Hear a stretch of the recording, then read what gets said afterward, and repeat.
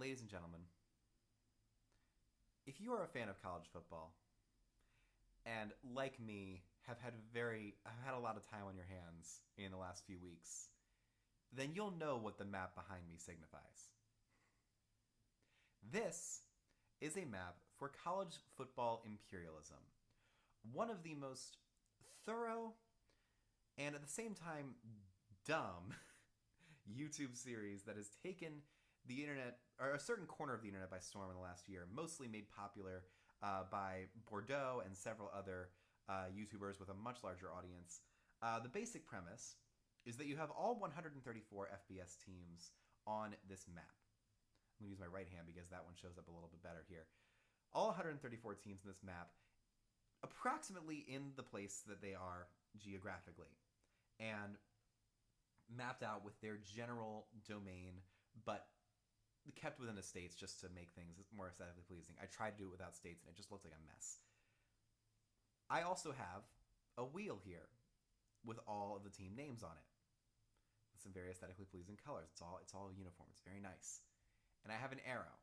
What's going to happen, if you're unfamiliar, is I'm going to spin this wheel. It will select one school out of the 134 that are on this list right here.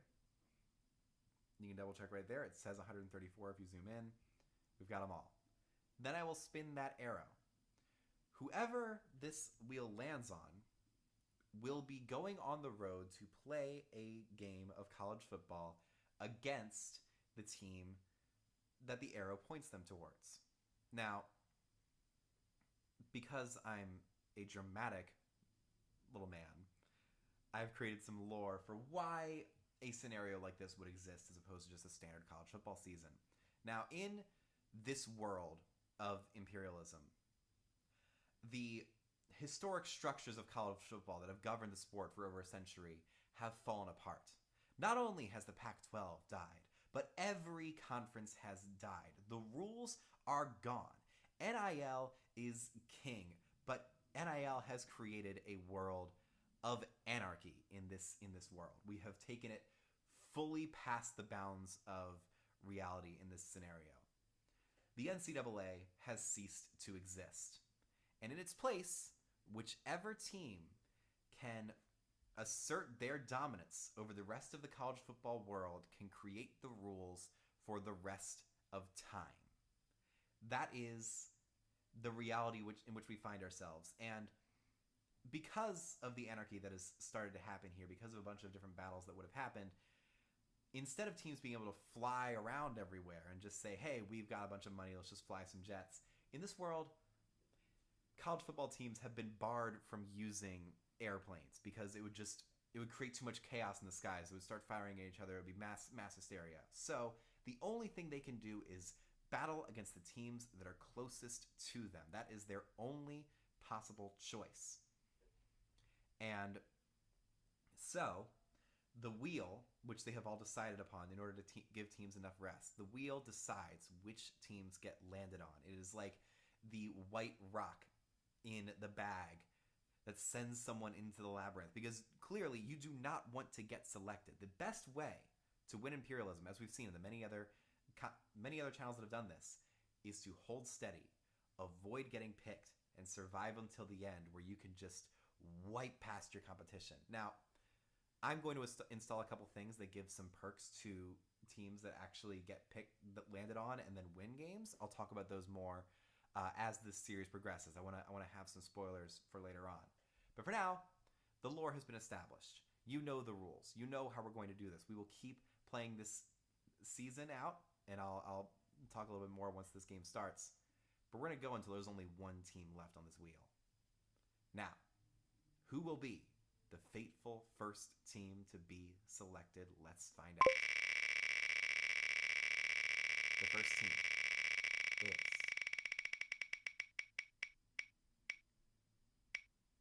the Toledo Rockets out of Ohio. It would make sense that in this new world of anarchy that it would be Ohio to start us out. Notre Dame was picked in the first simulation that I did of this, just to practice and get my commentator muscles flexed.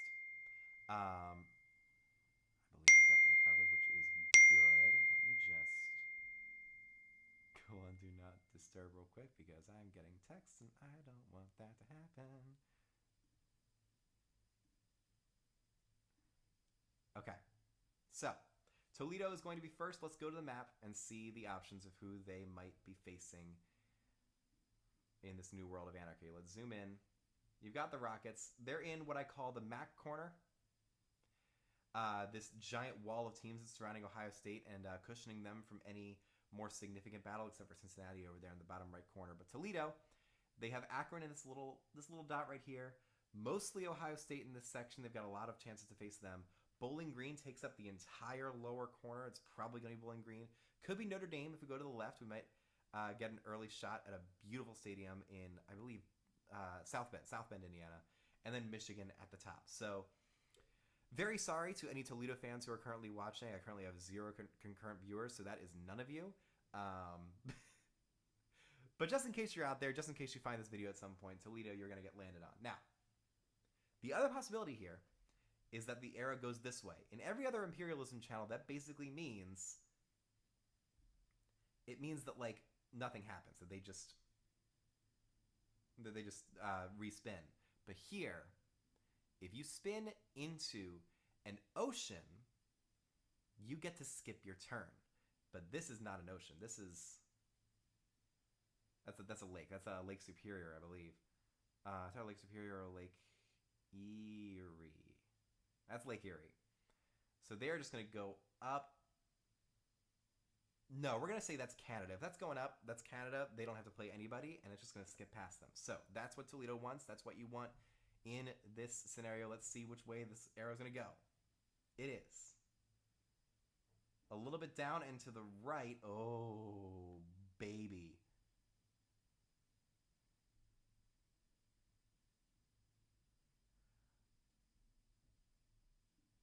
I mean, if we're calling it correctly, I think we would have to say straight right would be Akron. That'd be the one time where it is, and like a little bit more. But that's I'm gonna call that Ohio State. Sorry to this man, but Toledo, you are going to Columbus for our first round.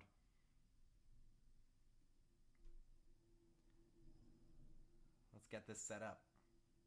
We're going to set up exactly the same game we just had.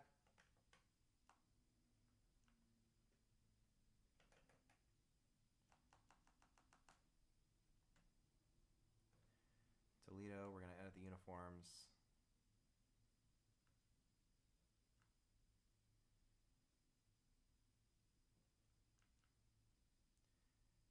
Give them their home look. And then before we do anything else, we're also going to give Ohio State their home look. And now we're ready to go. Difficulty on All-American. I don't think I can select that from here. It's fine. 7 minutes. Now let's begin. Imperialism has officially begun anew. And it will be on the correct difficulty, and will be on the correct difficulty for the rest of the series. The best damn band in the land. I believe I said that acronym right. Stepping out, dotting the I, and getting the pageantry ready to go here at the Horseshoe. I don't know it's Ohio Stadium. It's just called Ohio Stadium. One of the most hallowed grounds in all of college football. One of the very few stadiums in all of the world to go over 100,000 in capacity.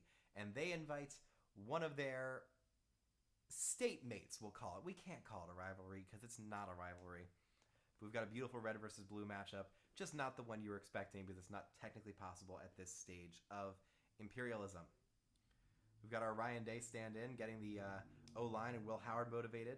And here comes the open kickoff. Toledo will get it first as opposed to the fake Parallel Universe one we just saw. We'll see what Toledo's able to do here. Takes it out to the 5, 10, 15, and he's smothered at the 16-yard line. That's number 20 on the tackle for Ohio State. That is Arvell Reese, a redshirt freshman starting middle linebacker out there. Tucker Gleason's going to be the quarterback for Toledo. Is he the actual quarterback? He is. He's a redshirt junior and a transfer. Let's see if we can figure out where he's from. Not on this site. He's from Tampa, Florida. Yes, he is. He's a transfer from Georgia Tech. Oh my God, he fumbled the ball. Picked up by a Toledo player just barely able to save it and get it back, no gain. Disastrous first play that I missed because I was looking at where this guy transferred from. He's from Georgia Tech. Wonder if they're going to be running the triple option here. So it's 2nd and 10 now. Horrible start for Toledo, but it could have gone much, much worse. Gleason in the shotgun. He's going to have, I believe, Jaquez Stewart next to him as the starting running back. It's going to be a quick screen to the outside. Taken down. It's 3rd and 6. Again, pretty good play. I believe that was... they're not going to show me who the receiver was. That's fine. We'll figure it out eventually. 3rd and 6 now for Toledo. An early chance to get a slow, methodical drive going against this vaunted Ohio State defense. The Buckeyes are going to look to be a major player in this Imperialism. Gleason in the shotgun. He takes the snap. Drops back. Throws across the middle, and that, I believe, was deflected and caught by number 9. That is Larry Stevens, a redshirt junior.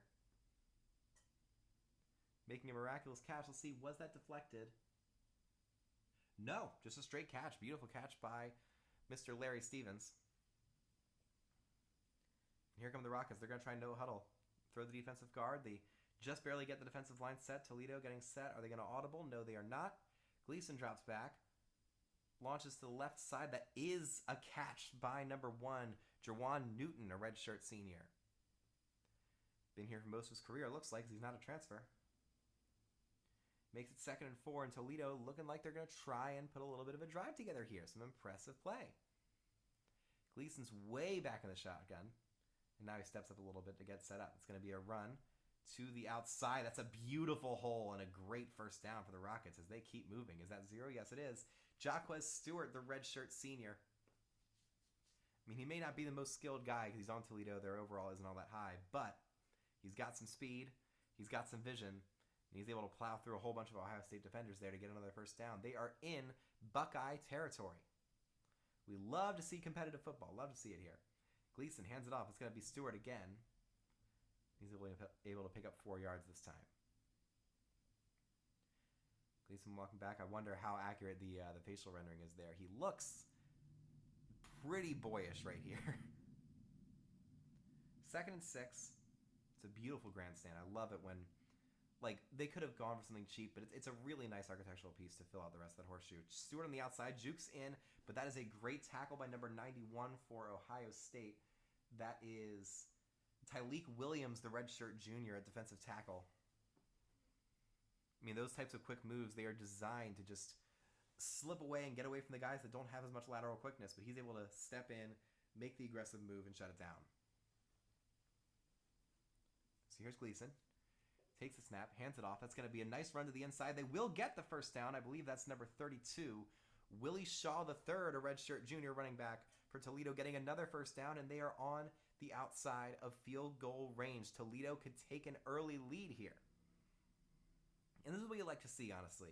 Sometimes you can chalk up a lot of the upsets that tend to happen in Imperialism just random chance, but not this time. They are earning every yard they get right now. Gleason hands it off again. That's going to be Willie Shaw III again, only picking up 2 yards that time. Number 30 was there to help with the tackle for Ohio State. That is... I wish I could tell you who that is. Maybe it's a linebacker with a weird number. Nope, we're not going to be able to figure that out. Gleason gets up back to the line on 2nd and 8. Once again, he has Shaw next to him. Shaw will take it to the outside, and they appear to have his number this time. That is number 6 for the Buckeyes. That is Sonny Styles, a junior will linebacker. Sawyer stepping up. That's a large man at defensive end. He just steps up. I mean, imagine what happens when somebody just comes up and flexes on you, but they're like 8 inches taller, so you're just looking straight at their pectoral. Gleason on 3rd and 9, under pressure. Can he get the throw away? No, he cannot. It is a 14-yard loss that pushes them out of field goal range. And there's Sawyer picking him up, causing some 50 counts. Gleason's still going at it. Again, I don't think it's a good idea because Jack Sawyer is very large. Do I have his measurables here? He's 6'5", 260. His picture's not the most flattering on our lads, I gotta be honest, but you know, he's probably making a whole bunch of NIL money. He's crushing it. Great for him. Beautiful sack to shut down this play and keep the shutout alive for Ohio State here. That's going to go all the way back into the end zone for a touchback. So here comes this vaunted Ohio State offense. This is one of the most talented collections of talent I've ever seen. That was redundant. Pike Road, Alabama. Quinshawn Judkins comes in from Ole Miss. He's the main guy. Will Howard comes in from Kansas State. Two superpowers there. That's going to be a great read option. Will Howard flies right through the middle of the left of the defense, gets the seam, and picks up a first down to the 34-yard line. He was a talented player. Had a great season for Kansas State last year. I believe either this year or last year, Kansas State made the Big 12 championship game, probably against TCU.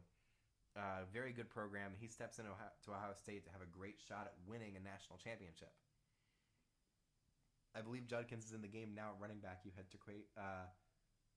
Travion Henderson in there. Judkins is able to power forward. I mean, it's just not fair. Coming from an SEC powerhouse and coming into one of the strongest schools in the Big Ten, I mean, there's no layoff there. He's just an incredible running back. He's probably going to go to the NFL and dominate. Great player. I would love for the Ravens to pick him up once Derrick Henry gets too old. Howard's going to come in under center here. Judkins still in the game. They've got plenty of options there on the left side if they choose to go there. It's a fake jet sweep, zone to the right, and Judkins is able to pick up the first down to the 46. Quinshawn Judkins, can we get his measurables here? I believe we can. He is 6 foot 219, just a compact package that can power through people. From Pike Road, Alabama, Pike Road High School. Will Howard in the shotgun. He takes the snap, hands it off again. That's really all they have to do. That's a beautiful run to the outside. That's going to be Travion Henderson, the veteran running back, proving that he has more to give to this program and that he deserves a spot on this roster despite the fact that they have Quinshawn Judkins, the superstar transfer, coming in. It's another first down. Really, this is what the developers talked about. They said if a team has a major advantage on the offensive line, they should be able to do whatever they want. 20 seconds to go. Weird no-huddle situation right there. From the 15-second sim the computer seems to do. Henderson on the outside, gets some space to the 30. Isn't able to break that tackle. They're able to gang up on him. That's number 99 from Toledo, stepping in to finish the job. That is Travion Ford, the redshirt junior transfer from Missouri. It's a good player right there. 2nd and 4, and that is the end of a very quick first quarter. Very, very quick first quarter. Toledo had a long drive that fizzled out. Now Ohio State's running the ball a little bit. They have 49 rushing yards. Toledo has 34 pass yards total. Buckeyes marching here, trying to finish things out. See, that's attention to detail right there. The fans are doing the OHIO, but their mouths are lining up as well. That's a really good detail. Will Howard throws to the left, wide open. I believe that's Emeka Egbuka making the catch. Let me double check that. Yes, it is. The redshirt junior, Emeka Egbuka. Forever, always the bridesmaid, never the bride on this team. He is incredibly talented. He's going to be an NFL receiver, but he's had Marvin Harrison Jr. for a lot of his time. I believe Jackson Smith and Jigbo was also here when Egbuka was a freshman. And now Jeremiah Smith comes in as a true freshman and is immediately the most talented receiver on the team. Howard takes the snap, hands it off. He's going to have Henderson on the outside, I believe. Yes, it is. Picks up 6 yards. And when the lineman can just, power up and create those lanes, you have free grass to, create whatever lane you want as a running back. You can choose your vision and, commit full speed to something, which just makes everything so much easier. Henderson is in again. They like his shiftiness here. You have to wonder when Judkins comes back into the game. Howard fires to the end zone. And he dropped it. That could have been the first score of Imperialism, but instead, he dropped the ball. Now, I haven't clarified this. For a lot of Imperialism games, you may be surprised that I am watching this game as opposed to simulating it. Well, I'll explain more in a second. Will Howard's in the shotgun here on 3rd and 4. Biggest play of the drive so far. He waits. He's got Judkins on the outside. Turns. Can he get the throw off? He's going to run it himself to the 5 to the end zone. It's 1st and goal. A great run for Will Howard. It's a touchdown-saving tackle from number 4, Deshaun Holt, the redshirt senior transfer from Maryland. Why'd you leave, man? Baby, come back. Will Howard under center. Inches away. Are they just going to sneak this? No, they're not. but it's basically the same. Judkins walks into the end zone, and that is the first touchdown of Imperialism. It's Quinshon Judkins making his mark for the Ohio State Buckeyes. And if we had sound, we could hear the best damn band in the land going off with that, but we don't. Maybe we will someday. Maybe I'll find the audio cable that I need to make this happen. I just don't know if I have the connectors to be able to actually plug in and make that work. Because I would have to plug into the same setup, and I just don't have the space. I mean, maybe I do. I don't know. Anyway, maybe I do. Maybe I can plug into the Behringer. I don't know. So here's the extra point from Ohio State's kicker. That is going to be Jaden Fielding. He takes the snap and sends it through. Now, quick description of how this is going to go. This is not your traditional Imperialism. We already saw that with the way that the ocean and lake rules are going. I might change those because they haven't come up yet. But the biggest change is that we're going to be doing one game per day with a couple of exceptions where I have to catch up a little bit.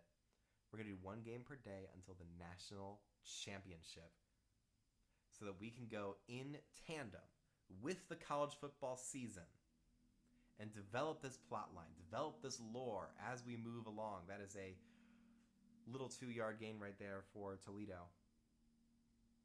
That's the first major change from most Imperialism things. We're in this for the long run. I have some time on my hands. I can stream a little bit. It's not going to be long streams each of these times unless we have some very competitive games. So here is, what's his name? Tucker Gleason again. He hands off a beautiful halfback draw to Jaquez Stewart, who's able to make it 3rd and 5. Good open field tackle there by Ohio State. Couple other changes. Now, usually, it's a much better strategy just to not be spun on and just like wait for the end of Imperialism and then fly past people at the end. Now, that's still going to be the best strategy regardless, but there's going to be one major rule that I'll talk about as soon as this play is over. 3rd and 5. Gleason hands it off and I don't know why. They must have called the draw. He should have just taken it himself and tried to run it. Beautiful play by that defensive tackle for Ohio State. I already said his name earlier. That is Tyleek Williams. 6'3", 327 pounds. You're not making it past him. So the punt's going to come up. We're probably not going to see anything big here. So 2 big changes in order to give more advantage to teams that gain ground in Imperialism, because winning college football games should not be to your detriment. The whole nature of college football is that when you win, you draw in more people. So we're going to fly right into this. Hold on. Will Howard, that's going to be Henderson getting some more space, as I was talking about earlier. It's 2nd and 2. So the major rule change I'm going to make is that if you win 5 games in Imperialism, if you are landed on 5 times or attacked 5 times, you gain an extra life, which means that it takes 2 losses to be eliminated. That's not for every single time you're landed on. It's just 1 loss that you're able to pick up and add to your repertoire. But that's a huge advantage. It takes a lot of the randomness away. If you prove that you can test your mettle and survive battles on this massive national battlefield, then you get an advantage. The other advantage we're going to tack on, there are 40 different bowl stadiums in this game that are attributed to various teams on the map in various territories. If you're able to claim that territory, you can attack from that stadium as opposed to the center of your logo for a more advantageous matchup or a possible matchup into the ocean. Now, in order to add some more randomness to it, the team has to claim that advantage before it's spun. Although that would be me doing that. I've been going back and forth in this rule a little bit. It's 2nd and 13. Toledo's just been, that's actually a good tackle for loss there by, it's a sack for Deshaun Holt, the Maryland transfer. Let's go. Anyway. I mean, I'll make the decision once somebody actually claims a bowl territory. That's probably going to be a couple days from now. But really, the whole point is that if you're attacking and the arrow can go from that direction, you can choose a more advantageous matchup or just go straight into the ocean and skip your turn. There's Igbuka on the jet sweep, juking past people to the 20 to the 15. He's all the way down to the 10-yard line. A beautiful play from Igbuka. I'd love to see a little bit more of that. Too busy explaining rules right now. Not the best, not the cleanest backflip there, but she's not on the gymnastics team. She's on the cheerleading team. What can you do? What am I doing? 1st and 10, another weird simulation thing. 2:22 to go. They let a lot of time come off the clock. Howard takes a snap. Judkins takes it. Powers inside. Wait, who is that? That was not Quinshon Judkins. That was That was another mystery man with dreadlocks. Who the hell was that? Was that James Peoples?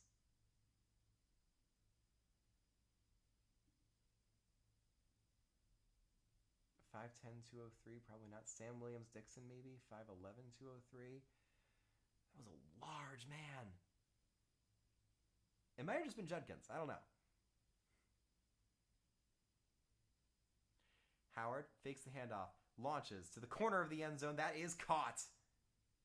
Touchdown number 88, I believe that is. That is G. Scott Jr., the graduate. He might have had that run earlier. It might have just been a jet sweep situation, but it is 13-0, about to be 14-0. And with our simulation rules, if Toledo is not able to score on this drive, we will go to Super Sim and just try to get to the end of this game. Because I don't want to waste your time. If it's a blowout, it's not worth watching. We want to see teams exert their dominance, but once they do it twice, it's not all that interesting. It's like the preseason.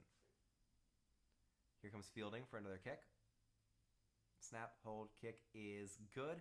And it's 14-0 Ohio State, 6 plays, 53 yards, 2 minutes and 3 seconds. And here comes the drive of their lives for Toledo.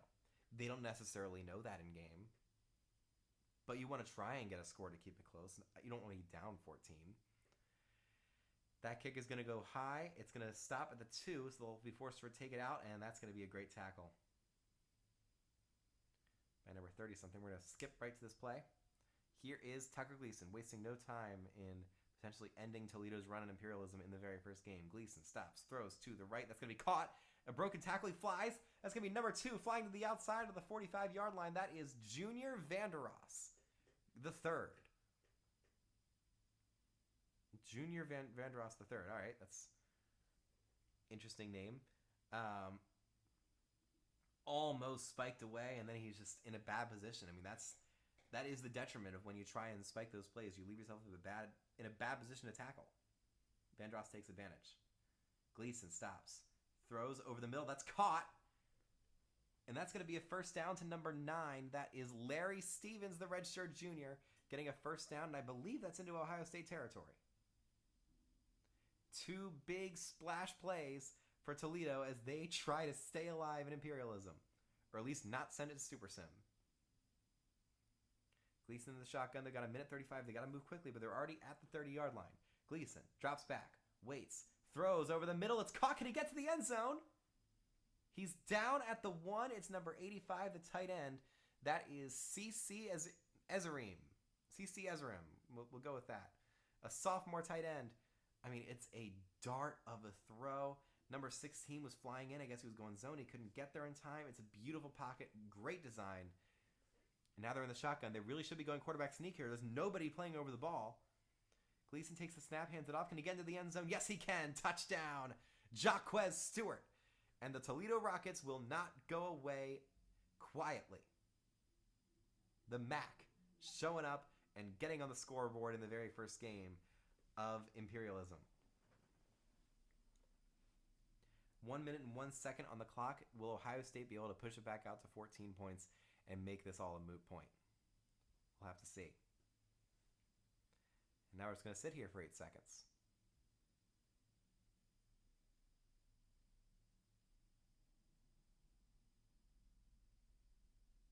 Anyway, here's the extra point. Kick is good. It's 14-7, a minute and 1 seconds to go. 4 plays, 81 yards, 52 seconds. That's exactly what you want if you're Toledo.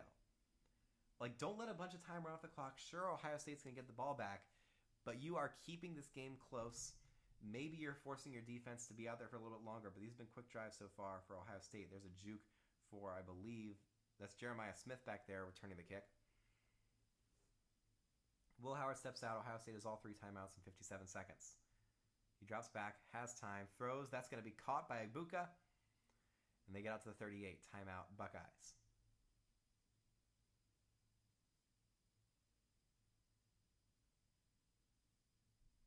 So here is 1st and 10.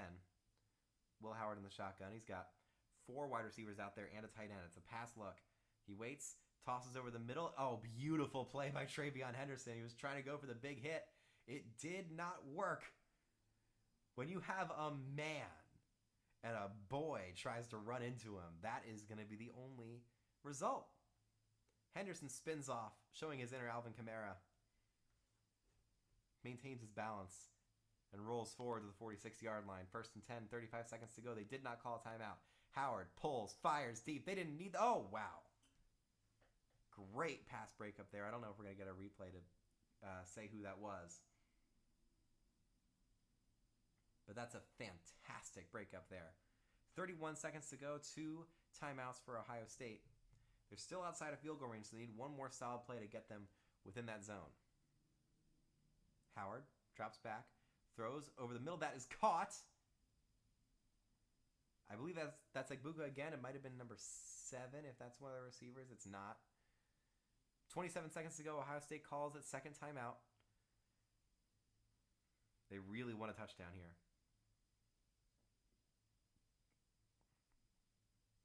Howard sends a man in motion. He waits, throws over the middle. That is caught. Number 17. That's who made the catch earlier. It's Carnell Tate, the sophomore wide receiver. 17 seconds to go. Uh-oh. Oh, no. And they're going to sprint out. That's some bad clock management there by the CPU. And they're going to call timeout with 4 seconds to go. I mean, I guess they wanted to go for the field goal and just ran it out, and that's how it manifested. But, I mean, that's been the single most common glitch that I've seen so far in Imperialism. Let's see if they make the kick. Fielding's kick is good. And that is the end of the first half. We will go into the second half without going to Super Sim because it's only a 10-point game. Although I think Ohio State might get... No, yeah, Ohio State's getting the ball. So we are going to Super Sim past this drive at least and see if Toledo's able to make a comeback.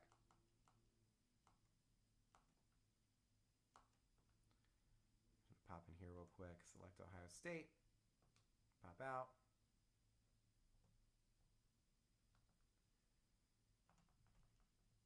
And go up to Super Sim and let's see if Toledo's able to make this a game.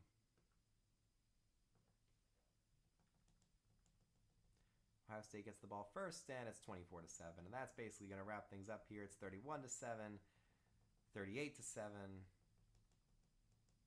45-7. I've spared you all some very boring football right here. It's 48-7. And that is the end of Game 1 of college football Imperialism. 48-7, a 20-point super quarter after a 17-point super quarter. Just put this game way out of reach. Toledo was able to get on the board with 1 touchdown drive. It was impressive. Ended up not mattering at all. Will Howard, 229 passing yards, 3 touchdowns with a 75% completion percentage. He was mistake-free. In order to lose, you got to make a lot of mistakes against a MAC team. Judkins was able to get in for a touchdown. And that's going to wrap this one up. Let's do a quick review of some of these stats, and then we got to give Ohio State the first territory of Imperialism. I've been waiting so long to update this map that took me 12 hours to complete. Let's take a look at some player stats here. Will Howard, we already went over his stats. Let's take a look at some rushing. Quinshon Judkins, 15 carries for 84 yards and 2 touchdowns. Travion Henderson, 9 carries for 100 yards, 12 yards per carry. That is some quality play. James Peoples, 7 carries for 25 yards. Will Howard, 6 for 62. And it was G. Scott Jr. getting that carry. 6'3", 243. That's a goal line running back if I've ever heard of one. We've got Emeka Egbuka, 7 catches, 129 yards and a touchdown. Henderson, 3 catches, 39. G. Scott, 3 for 39. Nothing from Jeremiah Smith yet. We'll see if depth chart and usage change it all throughout the season because Ohio State is certainly going to survive for longer. Let's see if anybody from Toledo did anything of note. You've got Tucker Gleason, only completed 6 passes for 12 out of 12 attempts, 108 yards. Rushing, Jacquez Stewart, 13 carries, 31 yards. He did get a touchdown, but he also fumbled the ball. Receiving, nothing to note. Larry Stevens, 2 catches, 43 yards. Well, those are the stats. Let's update the map. In 1 moment. Here we go. So Ohio State will claim its first victim.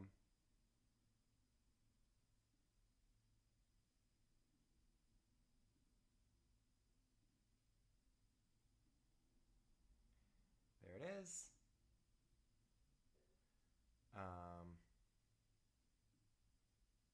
Pop out of there. Deleting that logo.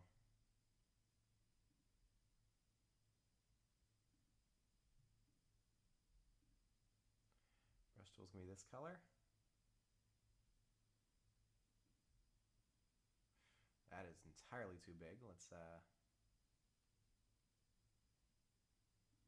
maybe I can finesse this. Hold on. Uh-oh.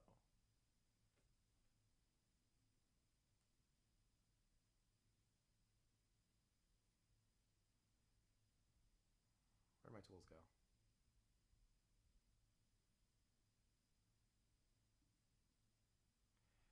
Well, that isn't good.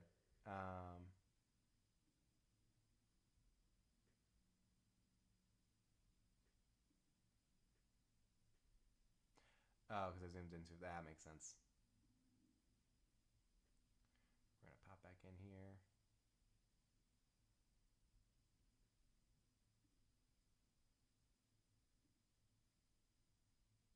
This is always the most painstaking part of Imperial. Really, it's must-watch television if we're being fully honest. Softness we are going to set to... Oh my god.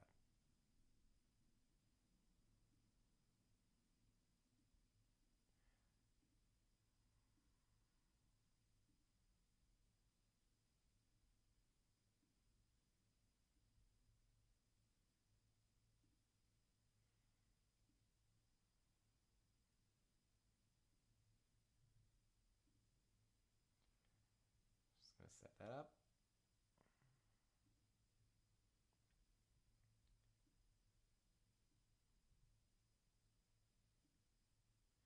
Smaller, and there we go. Ohio State has their new expanded territory.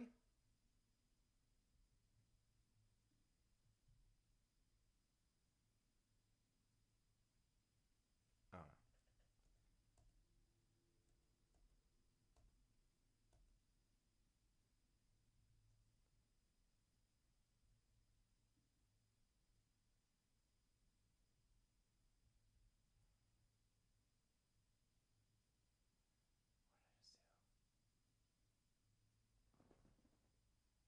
The Arizona State logo's gone.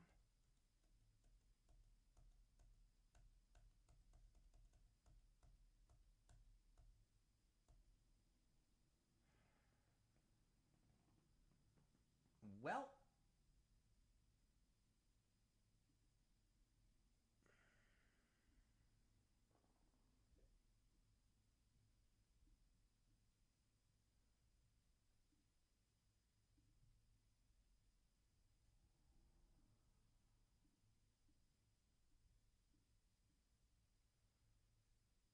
I'm just going to end this stream.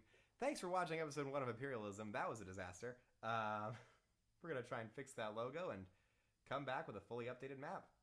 Thanks for watching.